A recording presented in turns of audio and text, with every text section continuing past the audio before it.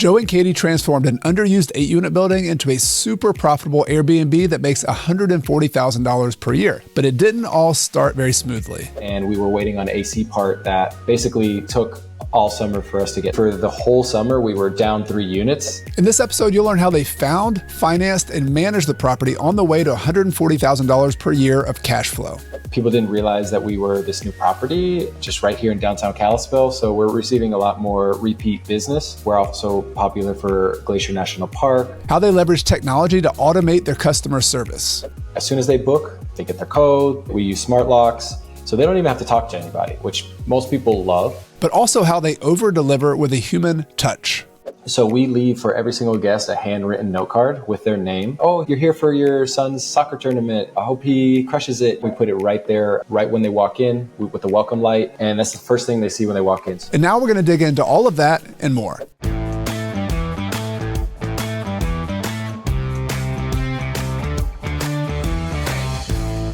All right, Joe, I want to talk all about this building that we partnered on. We bought about a year and a half ago. Is that right? Back in March of 2023. I want to spend a lot of time talking about the amazing job that you and Katie have done, just like the design of it, the customer service, the experience of staying there. I've stayed there myself. My mom stayed there. Our family stayed there. It's really, really amazing. I want to talk about the numbers first. And I think the numbers are always interesting for investors who are thinking about this. So I'd like to just dig into kind of how it all started with the numbers. Maybe start with maybe what the price was listed for whenever we started looking at it. And then ultimately, what do we buy it for? And what do we spend kind of remodeling it, getting it ready to rent out? Originally, it was listed for $2.5 million. We were able to negotiate that down to $1.75, and the remodel costs were just a little over $230,000. I think it was $232,000. Got it. We also had some holding costs and some reserve funds. I just, in my mind, I was thinking, when I went back and looked at our books, I think it was like over $2 million, like $2,050,000, something like that. Does that sound about right for the total cost we had in the property?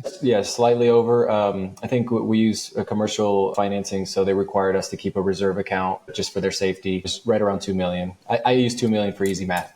Yeah, yes, I do too. I think, all right, $2 million, round numbers, which is a big number, right? Like, especially when we've been buying $200,000 properties or $500,000 properties. But what I thought was cool about this, and I know we had another episode we did on sort of more of the negotiation of this property. So I'll put a link to that prior episode we talked about back last year, right, when we bought the property. But what I thought you did a really good job of was you got to know the owner. The owner is the one who built this property. He did a good job, using it as a short-term rental, mid-term rental. But tell me a little bit about the opportunity you saw. And we're going to get into like the operations of the property, but we bought it for $1.75 million. He was asking 2.5. But when we bought it, the income on the property wasn't that impressive. Like we got an appraisal on the property for right at $2 million. So we didn't get like this massive discount on the surface of the property. But tell me a little bit about why you were optimistic about spending $2 million to buy this property, kind of what you saw for it. Like, as you said, the owner, he built it in 2006. He built it for himself. And after getting to know the owner a little bit, I realized he was a very meticulous guy, which is amazing. He lived on site, actually. When he owned the property, there was actually 6 units, and then there was 2 offices. So the biggest value add that we saw was to be able to convert those 2 office units into 2 more suites. The owner was also a real estate agent. So one of the offices was his personal office. So there was no revenue from his office. The other office he rented, it didn't even have a bathroom. They shared. His renter had to go into his office to use his bathroom. So he was renting it for well under market. I believe it was like $500 a month. Then, and this is something that I would not have even have noticed unless Katie and I toured the property, and we noticed that he was actually living, because he was like sharing his time from Arizona and Montana. So while he was here in Montana, he was living in one of the units. So that was also another unit with 0 revenue. So we knew basically we only had 5 units and we were going to be going from 5 to 8. So I guess that was the biggest opportunity that we saw. So anytime you look at a property and it was on the market and there's other people who could have tried to buy this property, you and also you sold me on it. Like, we love the location of it. We love the fact that it's in Kalispell, Montana. It's kind of a jumping off point to the airport. It's really close to downtown. So it had a lot of those core ingredients. And then the construction of it was really cool. Like you mentioned, he's meticulous. It's very efficient. Like, I love efficient multi-unit properties, very small units, 450 square feet, but the design of it and the materials were really high quality. So there's a lot of positives, but the biggest challenge was, what's your business model on this property? It wasn't generating that much income compared to the price we were paying. Like, if you look at it from like a cap rate rate standpoint, we're going to have to do something to this property. I just want to set the stage for everybody because we're going to talk a lot about what you and Katie did to turn this around and start making more money. But on its surface, good property, good location. The business was not really generating enough revenue to support a $2 million purchase price. I went back and looked at some of the numbers. I think he was making maybe like $12,000 to $13,000 a month in income from the property. Does that sound right?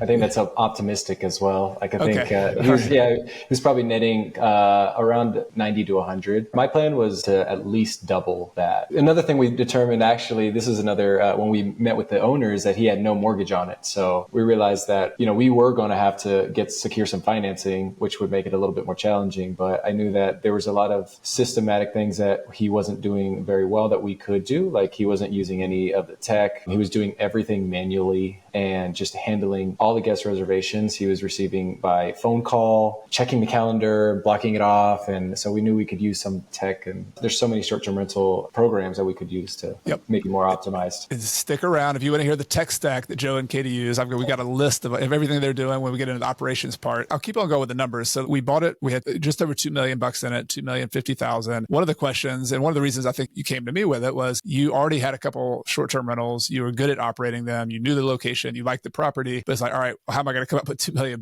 Like that's a pretty big number. And so we started talking. We are already friends and already worked together, and we're sort of in the stage. And this is what I want to set the stage for partnerships. Like there's all sorts of different kind of partnerships, but the partnership that we ended up working out was you and Katie are the operators. You're driving the ship. Like you're the captains of the ship. You're the general partner. But within me and my business partner in South Carolina, we put up the money for the deal essentially. So we ended up putting $750,000 of equity into the property. And then we got a loan together, our LLC in Montana with you and Katie, and our LLC got a loan for about $1.3 million. So $1.3 million in loan, $750,000 in equity. And because of that, we were able to have about $2 million, just over $2 million available to then buy it, fix it up. And it was still pretty tight. Like I remember those first, 6 months, you and I having a lot of conversations like, all right, if we go over budget, which y'all were amazing on the budget, you remodeled this property, and I'm going to talk about the design that you did, but it was pretty tight there. Like you're having to rent them out and then you have to get them empty to fix them up. And we were like, all right, well, if we go over budget and we've run out of cash, you had a line of credit available and you had some extra cash available just in case we needed to dip into that for a little while. But we're going to talk about a lot of good things. And that's the fact that we ended up making this year $140,000 in cash flow projected for this final year. But that first year, can you talk a little bit about what that cash flow from your standpoint was like as the person having to operate the property? Oh yeah, I can say a lot about this. And now I'm looking all cheery and successful. But 2023 was a challenge. And I think that's something that is not discussed enough. I think it's easy to see like, okay, this is now we're looking back and now we have the property stabilized. So we're making all this cash flow. But actually the first year we essentially broke even. And actually, Chad, you mentioned we had a little bit of struggles there. And I was grateful that this is a pretty cool strategy. We were able to actually use our HELOC, which is a home equity line of credit. We were actually pull some money from that so we wouldn't go in the negatives and we didn't have to use a credit card. And we actually were able to, at a really good interest rate, use some funds to kind of carry us over for a few months. And then as soon as we made it into our summer of this year, it's very seasonal here in Montana, and we basically rely on the summer. We were able to pay that HELOC off very fast and not pay a lot of interest on that. I think our biggest challenge was, as always, construction projects are always going longer than they anticipate. I think a lot of us investors can relate. Those 2 units that we were supposed to be converting, it took a little bit longer. We had some issues with some materials coming in. Flooring was kind of on back order. Permitting was a little bit of a challenge, but luckily we hired a good general contractor. We were able to get that through and finally finish that. We also had another unit that the AC was messed up, and we were waiting on an AC part that basically took all summer for us to get. Basically for the whole summer, we were down 3 units, and we anticipated on being finished at the beginning of the summer. So with that being our busy season, it was a huge blow to us, but we were able to, like I said, just do everything we could with our 5 that were operational. We ended up doing pretty well. So the start of 2024 was the first year that we had all of our units up and running. So all 8. It's been a good year, but it took a little bit to get here. Some work and some stress. Yeah, y'all did a great job of getting through that. And one of the things I want to emphasize, so people hear short-term rentals, Airbnb, almost every one of them is pretty seasonal. There are certain ones that are pretty consistent, but I just want to give people a perspective. I was looking at our income for 2024. It was lower in 2023. I just want to show you how impactful it was missing a month or two, like when things get delayed up front, having some extra cash to be able to kind of get you through. This year, for example, our July rental income was $61,000. That's the high month. That's the amount of rent that was collected So that was really, really good, right? That's amazing. But just to keep people in perspective, the low month of 2025 in March was 15,000. So 25%. So just think about a roller coaster, like super, super high, $60,000 in July, and then a little bit lower on the either side of that. But then all the way down to like the lowest month, March, April, and then maybe 2 months in the fall as well, will be about $15,000. So like up and down roller coaster. So last year, the very first year, we bought it in March, and everything had to go perfectly in order to get everything ready by June, July. And so we just, missed a little bit of time, didn't get them all online. So in the end, and this is actually from my perspective, Joe, I was thinking, hey, if we're break even first year, not a big deal. Like I knew that if we got through that year, if we had to feed some cash, we could have too. But getting through that first year, now to year two, I want to show the numbers and you give us some thoughts on what made a difference this year. Last year, break even. This year, we had the kind of lower months in the beginning of the year, but then every month has been higher than the prior year. We're on pace to make about almost $12,000 a month or $140,000 in cash flow by the end of the year. Can you talk about kind of how it got ramped up this year? What kind of things made the difference from last year compared to this year? I also wanted to add one final thing too. Another challenge we faced this spring was we had our tax bill due. We had a lot of those big expenses, like we had to pay for our property management software, and we pay for it for the year to get a discount. So we had our taxes, we had our insurance bill, and we had like our big yearly expenses all like in the spring. And this was after not having a strong summer. So that was another reason why we had to tap into the HELOC. So one thing we've noticed is that now that people are aware, because what we got was like people didn't realize that we were this new property just right here in downtown Kalispell. So we're receiving a lot more repeat business. So a lot of people invest in this area, and we're also popular for Glacier National Park. It's my favorite place in the world. I was just there yesterday. And so they get properties closer to the park. But for us, we wanted to make sure we didn't solely rely on one feature for our cash flow. So being right in downtown, we're close to the hospital. We get a lot of people visiting family at the hospital. We have the community college nearby, and we have downtown Kalispell with all the breweries and coffee shops. And then we're 20 minutes from Whitefish. We're 15 minutes from Lakeside, Flathead Lake. Which is a ski resort, Whitefish, by the way, just for people to know. Joe and I did some skiing there last year when I had to come visit the property. That was a lot of fun. Business expense. Yes, exactly. Somebody's got to do it, right? It's tough life. What we noticed, we're getting a lot of repeat business, and also, God bless Katie. So she handles a lot of the guest communications, and every guest receives a message when they check out. So a lot of times, there's this push for a lot of STR owners or operators to say, book direct. And it's definitely our strategy. And they're, kind of hating on Airbnb and VRBO, but we look at Airbnb and VRBO as it's marketing. You're paying for that, right? So if people don't know your business, they're not going to know, like, how are they going to find you, right? Like Airbnb put so much money into marketing. So what happens is people find us on Airbnb or VRBO or booking.com. After they check out, they love the place. They realize, wow, this is a really nice property. We give them a direct link to book. And then we just basically briefly tell them that you're going to save more money booking with us. We're going to make a little bit more. That they don't necessarily know that, but they're going to avoid the platform fees that Airbnb charges, because they're upwards of 15% just to use their platform. And it's the same property. So the biggest thing we're doing is collecting Google reviews as well. We have a little pre-arrival form that we send all of our guests as well when they book direct, and we ask them, where did you find us? And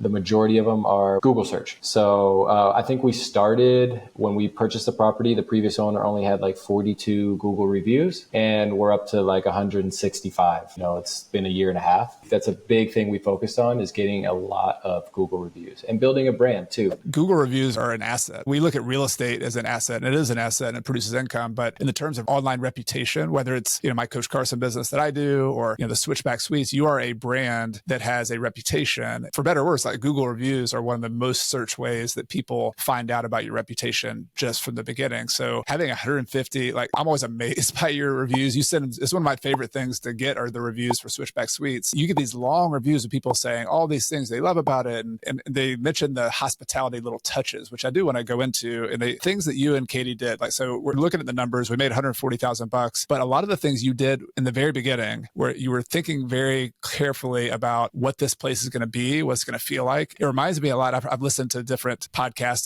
and read books on Disney, and how the experience of going to Disney is like almost like you're in the experience. They're putting you on the stage essentially. Like when you go to Disney, I feel like what you and Katie do with Switchback Suites is you're stepping into this experience of going to Montana, of being in the outdoors. The painting on the wall of the mountains is really amazing. You have these like topo maps. You have each room is named a different mountain from Glacier National Park. You get really exposed to the story of you and Katie and why you're in Montana and the fact that you're outdoors. So maybe let's talk about that first, because the numbers, we're going to get back to the numbers and how it's performing really well now. But to me, the why of performing well is this vision that you and Katie had for the brand and also for the little touches of design and the experience that somebody has. So can you talk a little bit about that and what went into that? So I will say, I'll start with, I do have to give credit to our stellar cleaning team. So cleanliness that's a baseline. You have to have that right. That's a given. Not having to worry about whether our rooms are in the condition that they should be, just like a hotel, is huge. So therefore, Katie and I can focus on more of those things that you mentioned, the hospitality. With hotels, people book hotels because of a standard. And I think what's the struggle for STR operators is because there's such a range. There's people that just kind of casually rent their place out and they don't really, they kind of they clean it themselves, maybe or maybe not. And there's some people that treat it like a business, like us. So having our duplex, which you also stayed at, we just wanted to take what we learned from the duplex and apply it to the 8 unit. One of the biggest things that we did was little touches, kind of surprise and delight, we like to call it. Also undersell and over deliver. So we leave for every single guest a handwritten note card with their name. Since we asked each guest why they're in town, what they're visiting for, we also have a little bit more information, and we like to address that and say, you're here for your son's soccer tournament. I hope he crushes it.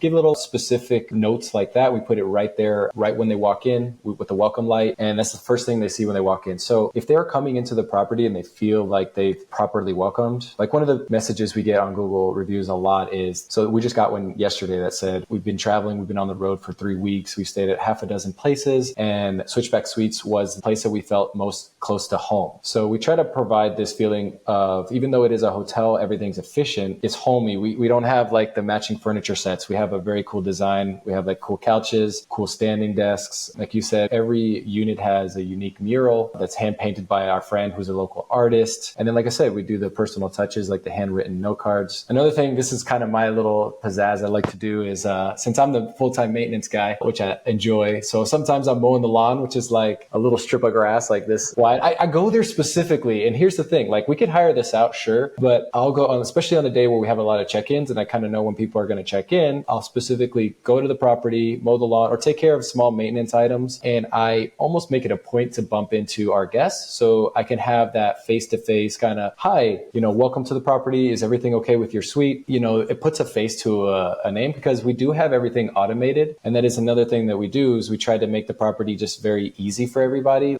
As soon as they book, they get their code. We use smart locks, so they don't even have to talk to anybody, which most people love. But at the same time, they're not getting that kind of human touch. And I think that helps a lot. The people that I interact with or Katie interacts with are always giving us the best reviews, because they see that, we're real people, right? That it's not just a big corporate Hampton Inn or Marriott or whatever. No offense to those companies. But I think the sweet spot of a boutique hotel, which is what we're operating here, you're running, is you want to have the standard. I think you described it really well. The standard of a cleanliness and the enjoyment and the comfortableness of a nice hotel with the personalization of a bed and breakfast, right? I think that the sweet spot that you and Katie have done so well is that you've customized it from the design. And I want to talk about the design for a second. I remember when you first, before you even did any of the remodel, and I don't know, was it you and Katie or you hired somebody to do this, but you had a design guide essentially, just like you would like with a new business, with a new brand, which it was. And you had like 6 pages of, here are the different furnishings we want to look at. Here's the look we want to have. And, some of them were exactly like that now in the brand, but you had this vision ahead of time of design. If you look at Apple, why was Steve Jobs so successful? He was like a maniac about little bitty small touches about the story and the experience of holding an iPod and what it's going to be like, or an iPad or an iPhone. Like, what's it going to be like? And so I think what you've done a great job of is, all right, cleanliness, comfort, ease. It's on my smartphone. I want to be really easy. I want to get in there easy. But then, this is Joe and Katie's place. They are 2 people who love Montana. They're 2 people who go hike. You've hiked all the 10,000 peaks in Glacier National Park, and you tell this story. And Katie is also like really well known locally for doing weddings and events here in Montana. So it's like, here are these real people who own this real hotel, who I actually bumped into Joe out in the parking lot. What an experience. That combination, I think, is really cool, and is what you knocked that out of the park. Thank you, Chet. Yeah. Oh gosh, it means so much, like, just to hear you say that. I got to give Katie complete credit for the design guide. So you alluded to it. She owns a wedding planning business, and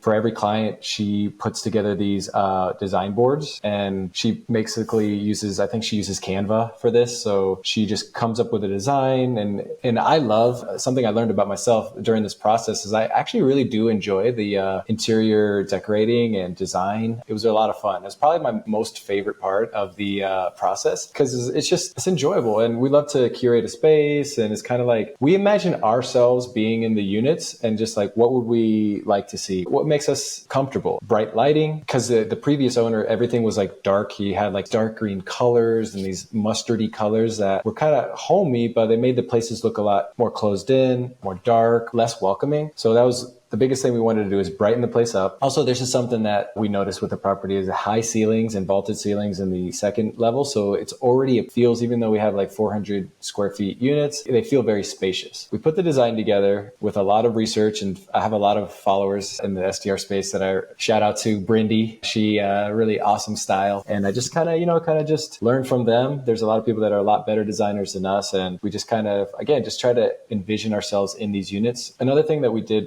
too with our duplex is we actually stayed in the units ourselves. We did this with a duplex. We didn't do it with the hotel because we had to hurry up and start making money.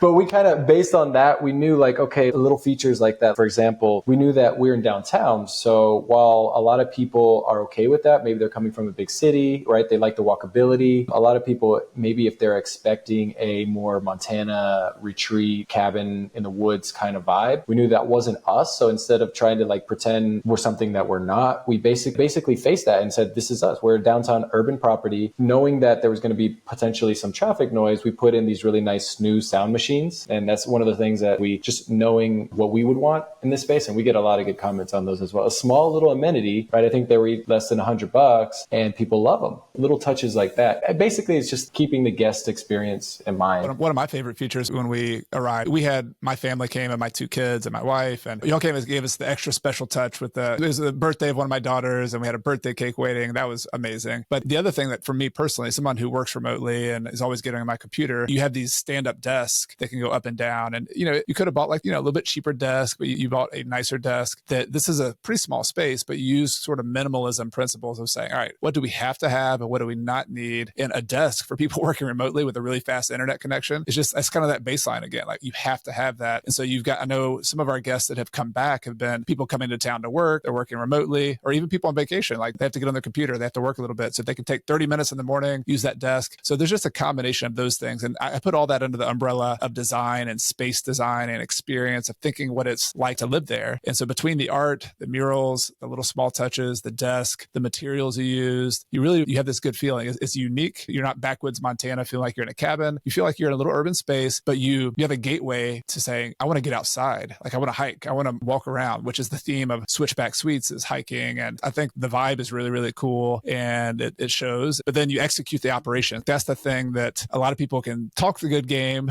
but to actually like execute. That's the secret sauce. Specifically, yeah. Like so I mean, you say like when people check in, we're gonna have a handwritten note. That sounds nice. That's a feature you do, but can you walk through like the actual steps that happen? So somebody says, all right, I'm checking in. Let's say next week they're gonna check in. They go through your direct booking. You have their listing. They're gonna arrive on Tuesday at 3 p.m. What goes through your head as the operator on how you can prepare that person to have that experience when they walk in and have that little wow moment? Like what are some of the things you have to do ahead of time to make that happen? So I'll back up just a tiny bit more. So when people book, one thing that we learned early on with our duplex is that you don't want to bombard people with information right off. Let's say they book and their stay is 3 weeks out. You don't want to give them the check-in code and all of the directions and all that stuff. So because it's going to get lost in their email, right? So what we do right when they book is we have a digital guidebook. We can put the link in the show notes for this. We use the Hostfully guidebook, and it has all of our local recommendations. It has shops, restaurants, breweries, and they get that right away. They get a quick little message that says, hey, thank you for booking with us. Your stay's coming up. We're getting excited. But in the meantime, so we're building this excitement up to visit Kalispell, right? So we're giving them our personal top recommendations. And it's not something that they're going to look at TripAdvisor. This is our favorite places. So they're going to get that. And we notice that people, when they book in advance, they start to get excited about the trip, right? So then 2 days before their trip, then we give them the check-in instructions. It's very easy. It's right there. And we give it to them as a text. So basically we're answering all the questions before they're even asked. And that actually helps us as operators. So to operate this is actually not that hard because through learning from our duplex, we pretty much know what to expect already. So they're going to get the check-in instructions right before. They don't have to even ask us anything. And usually they don't. We use smart locks. So then again, like as we mentioned, they don't have to ask or email about codes and stuff, so they can let themselves in. And so one of the things, this is kind of our competitive advantage, is that the property is literally 4 minutes away from where Katie and I live. So it's very easy for us to just zip over there. A lot of times we just go over there in the morning. We'll check our check-ins for the day. And we actually have a really nice whiteboard that we work with our cleaning team. And we put the cards in. We have these personal cards with our branding, Switchback Suites. And we welcome all the guests. And then we put them in this little spot. And then our team knows where to put them. This is something that we will probably automate or kind of pass on in the future. But now, again, this being our 1.5 years in, we just want to make sure that we have the systems down first before we hand it off to somebody else. So then our team knows to put the cards out. We also have bed lights, so on the sides of the bed. So we make sure that all those lights are turned on. And then we have little we call them welcome lights. The upstairs units, there's like a little hello. You probably remember that, Chad. And it's just kind of a feeling like when you walk in, it's the smallest thing, but you feel kind of, you're actually welcomed into the property with a little hello sign and the light shining right down on the handwritten note. We do offer little small amenities like koozies with our branding. Again, it's another way to establish the brand. Another thing that we do, and this is automated, and we use our property management software Hostfully to do this, but all of the PMSs do this. On the morning of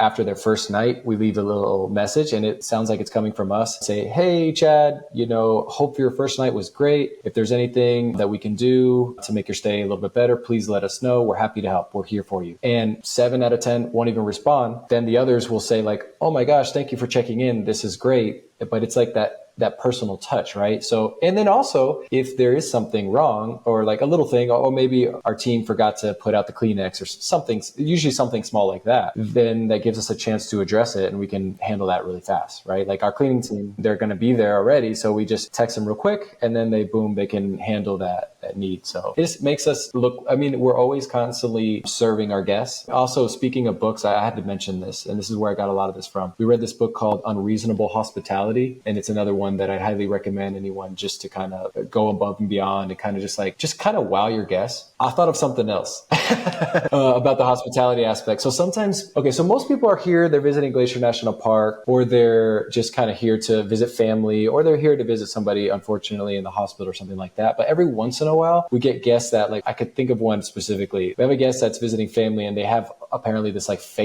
this coffee cake recipe that they're like, they're asking us, they're like, hey, do you have like a hand mixer or bowls? Because we have this recipe we're really trying to make. If we need to bring our stuff, we will, but like our family really wants us to make this special recipe. So of course we didn't have that stuff. Like we have a basic stocked kitchen, but Katie and I, like, we spent $20, bought a hand mixer, bought whatever they needed, like some extra spoons, and put a note on there and displayed it right there where they walked in. And we talk about, like, they didn't expect us to do that, but like we went above and beyond, put that stuff out there, and they have family here. So they're booking with us every single time they come back to Kalispell because of that little small thing. These are things that like we can automate, we can systematize, but I think if you want to offer, like, just go above and beyond, there's stuff that's like, it's harder to scale. But at the same time, the way we look at it is we have one building, it's 8 units all under one roof. So it's like, it doesn't really take that much of our time, but we're still able to provide like such a personalized touch to a lot of these guests. Yeah, that's a beautiful story. I think what you're getting at, what I'm hearing you getting at, which is a really important business lesson in the hospitality business, is that you want to scale the unscalable thing. But we don't want to feel like like we're in a machine, right? We're a human being. Each of us feels very unique. And so we want to be treated uniquely. And so you're finding little opportunities to do that. The wowing, just having a special experience, but you're using technology in the way, like technology can feel like you're in a machine, right? It can feel very automated, but you're using it in a way that allows you space to treat people special. Like, so for example, the text message that comes automatically the morning they're already there. You don't have to do that. So it automatically sends it. But then when they respond, you can then respond. Like, oh, I've got a text message in my inbox. And so if there is a problem, the 1 out of 50, they're angry or they're upset or whatever, you don't want to let that problem fester for 2 days, right? You want to actually deal with the problem. So you're using technology to automate something that it just is kind of menial. You don't need to send out 50 text messages. But then because you're not having to go and do all those little automated things, that allows you the space, or your property man, whoever the manager of the property is, it gives you the space to treat people uniquely, which perfect use of technology. Like, I think that's what's really cool about what you guys are doing is like the feeling people get is the primal thing. Like, that's what you're doing this for. That's the purpose. And then technology is just a tool to help you do that better. And where it's helpful, you do it. Where it's not, you don't do it. So it's like kind of a combination of the two. Exactly. Well said, Chad. Yeah. Way more succinct than me. So I get to observe. I don't have to do all the hard work that you guys are doing, but I get to brag on you because I think you're doing amazing work. And I also got to be the person experiencing that. So it was really fun to take my family there and to hear my daughters like make all these comments about it. My wife is really into like good design, and we just love experiencing that. So I'm proud of it. Obviously, this is something you've worked really hard at. Katie's worked really hard at. But what's cool is like all these touches and these operational touches of being good at hospitality, you hope they then translate into the business effect. And that's what's cool. We started talking about the numbers. We bought the building for just over $2 million. The first year was break even cash flow. So we had to kind of get through that tight time that any business has. But because we invested, and you invested your time and effort, we invested money into the design and the building, year 2 is looking pretty good. And I want to make a couple like big picture comments, and feel free to jump in and leave your own commentary on this too, Joe. Like I mentioned earlier that we projected to be about $140,000 in cash flow. And so with that, I want to make sure I define what that means. That's, we collect the rent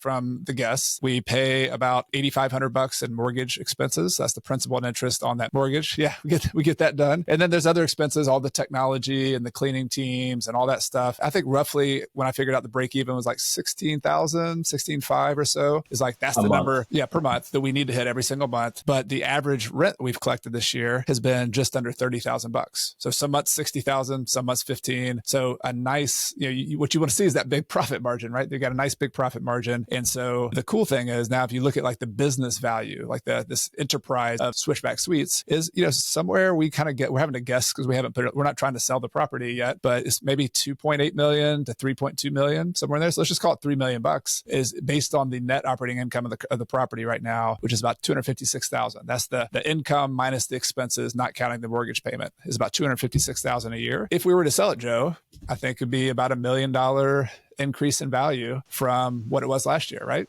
And that's a good year's work. Good year's work, right?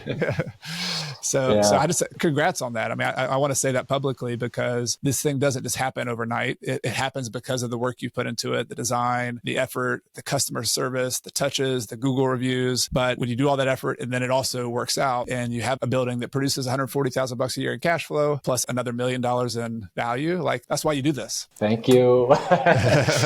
Feels good. Yeah, no, honestly, last year, I'm not even going to lie, it was a tough year. Like, I think I was confident. Katie was confident. We had the system down for the duplex. But like when you're in it, and again, I just want to stress this, like, so it's easy to kind of be up here and like after running the numbers with you and be like, oh, wow, we increased the value by $1 million. It's easy to be super confident about it. But I just kind of want to encourage people, like, it's not easy. It's hard work. And sometimes you go through moments where you kind of doubt yourself and am I doing the right thing? And I really, this is my first time, full disclosure, like working with a partner. And I'm so grateful for you, Chad, that like I have like just a very experienced, but also just easy, you're very approachable. And we've had, like you said, a lot of conversations, and at no point in the conversations were you, come on, Joe, we need that cash flow, and so like that says a lot about you and you as a business partner. And I'm so grateful. We were doing fine, but sometimes I struggle with that myself personally, like just feeling confident. And I just appreciate you for just believing in me and trusting me. And that trust just helped me to just get through. And now we're doing pretty well. But it wasn't easy, but I think it's possible. If we can do it, I think it's it's pretty possible. Appreciate that. Thank you. I want to say a couple maybe interesting points that people might want to hear. We've kind of gone over the big picture of the numbers. We've gone over the operations that you and Katie have really knocked out of the park. A couple other things. People might be just interested in the partnership itself. If you're willing to talk about that a little bit, Joe. Every partnership's a little different. I think there's different ways to structure it. I'll kind of point out, I think, the highlights of how we structured it. Add anything else that you remember too. So we did a 50-50 partnership. So in this case, Joe and Katie were the people who found the deal, and they're the ones who operate the deal. So they're the general partners. We were the people who put up all of the equity. So you had to put a HELOC in for a little bit just to kind of fund some, but the upfront equity in the deal, we put up to $750,000. And the way we decided to structure it was we didn't take any kind of interest or preferred return on our money. And then Joe and Katie didn't take any kind of management fee upfront or finder's fee or anything like that. We just decided to do just like a even 50-50 split. And part of that is just like having conversations of saying, is that fair? Is that not fair? That's why every partnership's a little bit different. Down the road, there might be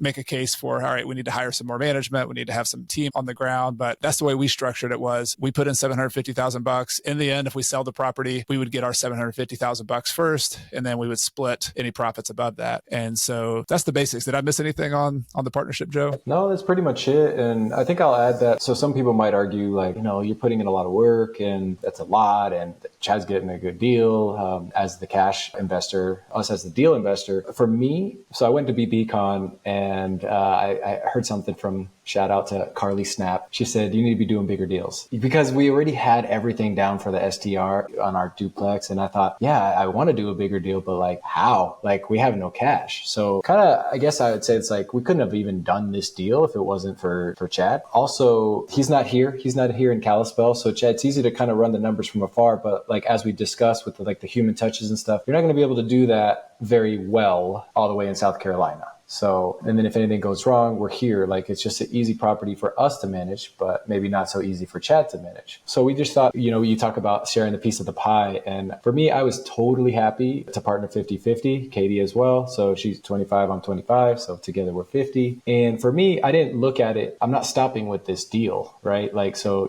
my mindset is, if we do a good job, Chad's going to be happy. We're going to make him some money. We also might make some money. Hopefully that's the goal, right? That's why we do this. I'm only 36. Like I'm not going to stop my investing career right now. Maybe there's potential for future deals or even bigger opportunities, which I have some stuff in mind, Chad. We got to talk after this. Nice. Let's do it.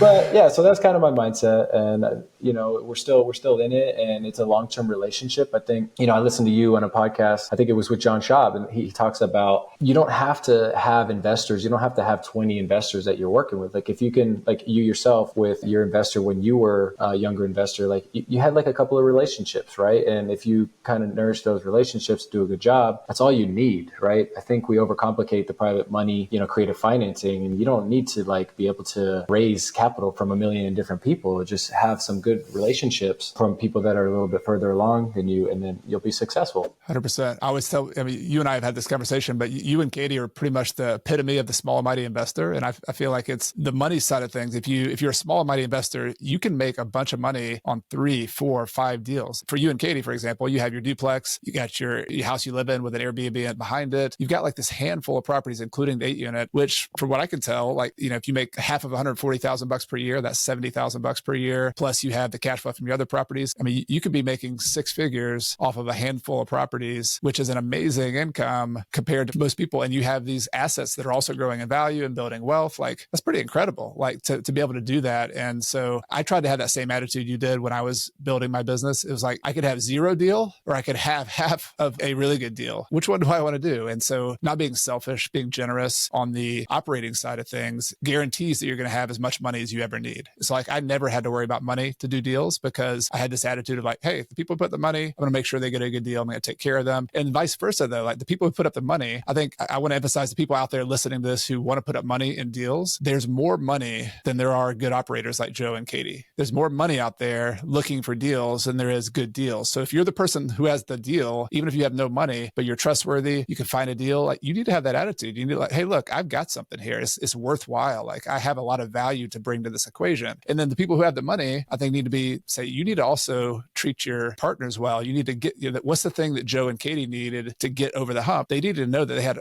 a backer with some deep pockets. So like if in a worst case scenario, I tried to emphasize this last year, but like, hey, Joe, if we get negative cash flow for a little bit, step one, use your HELOC, that'll be kind of a short-term thing. But worst case scenario, if we had gone over budget and, we had spent an extra $50,000 and we just had to put that into the property, we could have come up with some more money. It would have been the most pleasant thing in the world to have to do that. But like we could have done that. And so for Joe and Katie, we were the backstop. We were like the insurance policy basically. And so it's not only 50-50, it's like, all right, what happens in a worst case scenario if we can't make our payments or something like that? So when you kind of align your interests as a new operator or as a young operator, if you align your destiny with somebody who is more experienced and has a little bit more money, it gives you more of a guarantee that you're not going to go out of business, which is always a risk, right? It's always a concern. So I think that's pretty cool to, hopefully this is helpful for people to hear, there's two sides to this perspective, but partnerships, I've benefited a ton from money partnerships and partnerships like this. And I think this is going to be one of our best investments that we've made. We've had other good investments too, but because this is a long-term vision. And so I'm kind of curious for you and Katie, maybe you could share with people, like here we are with this building, we're in year 2. What do you think looking forward? Like what have you all talked about what your ideas are for the business? Do you just want to cash flow it for a little while? Like how are you thinking about Switchback Suites for the next couple of years? It was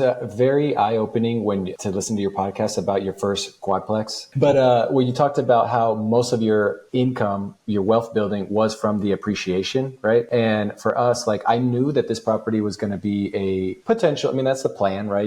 We pay the cash flow. I knew it was going to be a cash flow property, but I also knew like at 8 units in downtown, like it's going to appreciate way fast with commercial financing, which is, based on a cap rate and a net operating income. I knew that we were going to be able to just kind of expedite our growth, right? Like way faster than we would have with a duplex, for example. I had that going into mine. And then another thing that I was thinking of, so it's like, that's why I was okay giving up for maybe that management fee or just kind of giving up, like we talked about 50%. To me, I didn't even view it as giving up. I viewed it as gaining 50% of nothing, So that's the first thought that comes to mind. The second thought is we still got some things to kind of fine tune. And as this year has gone pretty well, we've kind of learned from kind of mistakes and we've kind of like optimized a few of our operational procedures. So right now it's actually fairly easy to manage. And this is what I had going in mind when we first thought about buying this property. So ideally it would be cool to keep it operating, cash flow, continue to provide good jobs for our cleaning team, continue to provide you some pretty solid passive income. You got daughters coming up, maybe, you got stuff to pay for. Pay for college. Yeah. Yeah, exactly. So if you're happy, we'll keep it going. But I also I was telling Katie last night, I was like, Katie, this is the next opportunity. What I love about real estate is it gives you options, right? Like, so maybe the option, like I said, is to keep it, hold on to it, cash flow it, but we've raised the value of it. If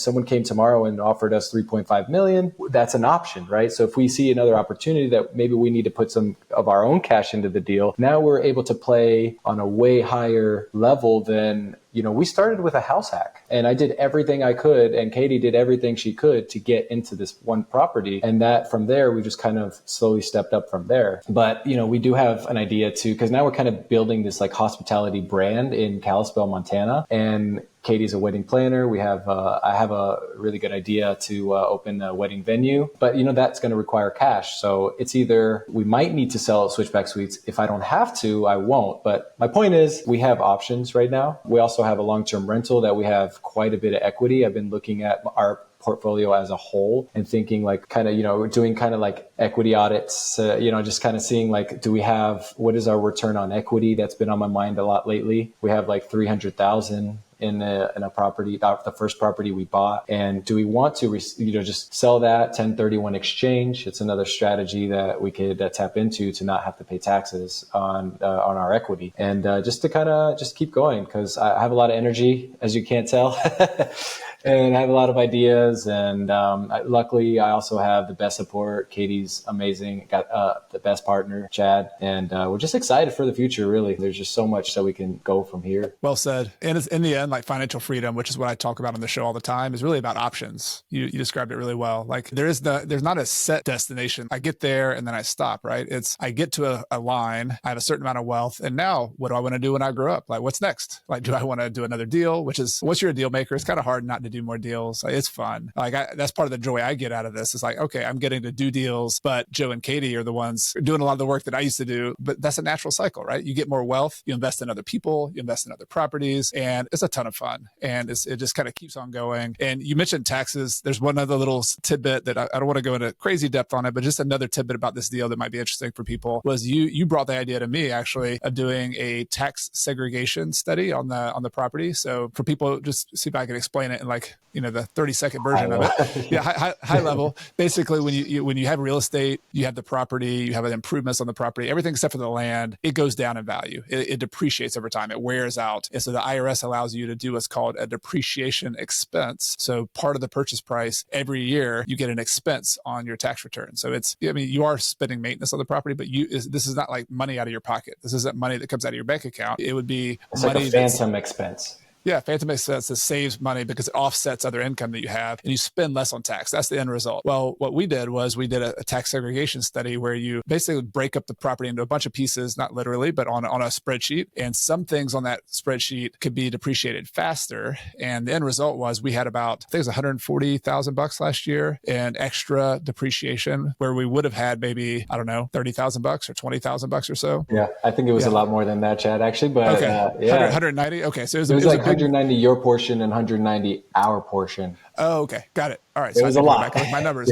So 190. So my partner and I, our portion of this partnership, we had $190,000 expense that we didn't actually come up with the cash for that expense. We came up with the cash to buy the property. So what does that mean? If we have $190,000 in rental income, which we do, we have rental income profits from our other properties, then we can offset the rental income that we have over here with this expense that we have on this property and actually pay less in taxes. So just for an example, if we had a 30% tax rate on our personal tax return for $190,000. So what is that? That's like, trying to do my math, over like $50,000 to $60,000 in tax savings at that rate. So we didn't make any cash flow last year, 2023, but from our standpoint as an investor in this partnership, we probably saved about $50,000 to $60,000 in taxes, which is huge. Like that's a really big deal. 10% return, just not counting mortgage pay down. So that's money that we can then go invest somewhere else or do something, and optimize and use later on. So if you haven't heard of cost segregation studies, it's a bigger topic. It's something I want to do on the show at some point, have a conversation about, but it was a pretty cool, another feature. When you own real estate and you're in the game and you have partnerships, you can figure out ways to benefit from the property and the tax benefits of the property, not just the cash flow or the wealth building. And I think it's important to say, Chad, too, like obviously we're not tax advisors, so talk to your CPA about this. If you don't have a CPA, get a CPA. But I think just high level, it's just important to know that these are some of the levers you can pull with a lot of these, especially the commercial real estate or larger properties. So to be a little bit more specific, we paid $3,500 for the study. And then that saved us personally, Katie and me, it saved us $13,000 in taxes in our personal tax return. We kind of do some things to shelter some of our income as well,